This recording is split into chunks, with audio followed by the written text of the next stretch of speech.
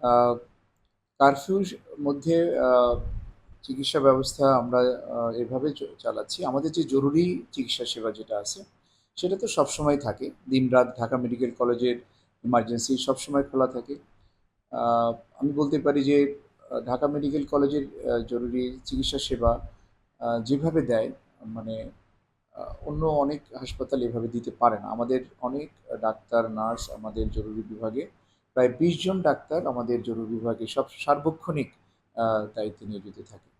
তো জরুরি সেবা অ্যাজ ইউজুয়াল আগে যেভাবে ছিল আমাদের জরুরি সেবা সেভাবেই চলছে।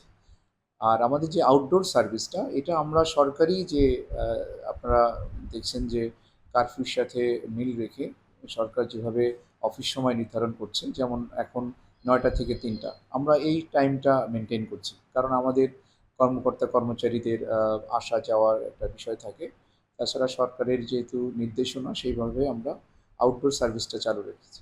আমাদের যে ইনডোর সার্ভিসে কিন্তু আমাদের অ্যাজ ইউজুয়াল ডাক্তার নার্স যেভাবে থাকে সেভাবেই থাকছে। শুধু চেঞ্জের মধ্যে বলতে পারেন যে আউটডোরে আমরা শুধু অফিস টাইমটা আমাদের কারফিউ শিথিল অথবা সরকারি যে নির্দেশনা সেই অনুযায়ী আমরা চালাচ্ছি। এখনো 124 জন আমাদের সেবা নিচ্ছে। জি। তাদের সার্বিক তত্ত্বাবধানে মানে তাদের সেবা কিভাবে নিশ্চিত করা হচ্ছে? এটা হচ্ছে রুগীগুলো বিভিন্ন ওয়ার্ডে ডিস্ট্রিবিউটেড আছে। যেমন যারা একটু বেশি খারাপ তারা আইসিইউ বা এসডিইউতে আছে।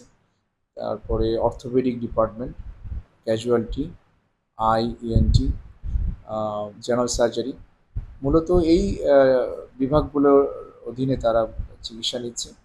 তো যেহেতু রুগী বিভিন্ন ডিপার্টমেন্ট যে ডিপার্টমেন্টে থাকার কথা, যে তারা তাদের টেক কেয়ার করছে। আর আমরা একটা মানে গত পরশুদিন আপনারা জানেন যে গত 26 জুলাই মাননীয় প্রধানমন্ত্রী এই হাসপাতাল পরিদর্শন করেছেন, রুগীদের সাথে কথা বলেছেন এবং আমাদেরকে নির্দেশনা দিয়েছেন যে তারা যেন বিনামূল্যে চিকিৎসাটা পায়। তো আমরা সেটা এনশিওর করছি যে তাদের যেন কোনো কিছু কিনতে না হয়। এই ধরনের রুগীদের যাদের বিশেষ করে সার্জারি দরকার হয়, বেশ কিছু জিনিস আমাদের কেনা লাগে, যে বিশেষ করে যেমন অর্থোপেডিকের কিছু আপনার ইমপ্লান্ট কিছু কিনতে হয়। তারপরে কিছু এক্সপেন্সিভ মেডিসিনও আছে, যেমন প্যারেন্টাল নিউট্রিশন, যেসব রুগীগুলো একটু খারাপ সেগুলো তাদের কিছু নিউট্রিশন লাগে, কিছু অ্যান্টিবায়োটিক দরকার হয়, এক্সপেন্সিভ আইটেম আর কি। তো সেগুলো আমরা সব ডিপার্টমেন্টকে বলেছি যে তারা যেন এগুলো আমাদের কাছে লিস্ট পাঠায়, সেভাবে তারা পাঠাচ্ছে এবং আমরা তাদের সেগুলো কিনে দিচ্ছি।